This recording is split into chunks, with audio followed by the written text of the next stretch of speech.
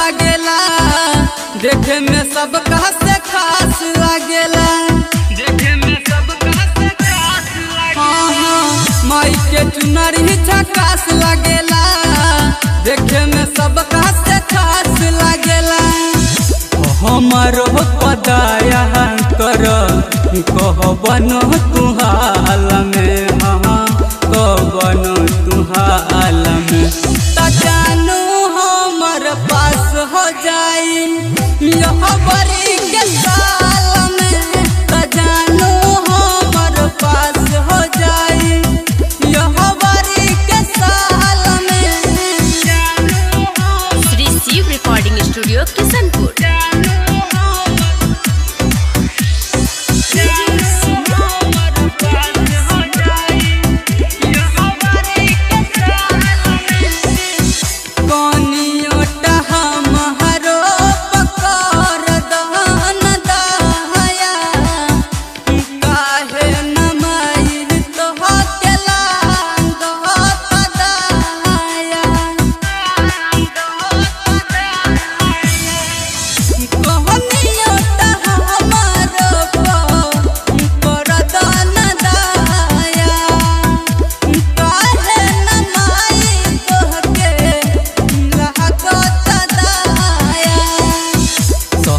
दिन डूबल रहनी ये तने ख्याल में, ये तने ख्याल में त जानू हमर पास हो जाई यह बरी के साल में, त जानू हमर पास हो जाई यह बरी के साल में।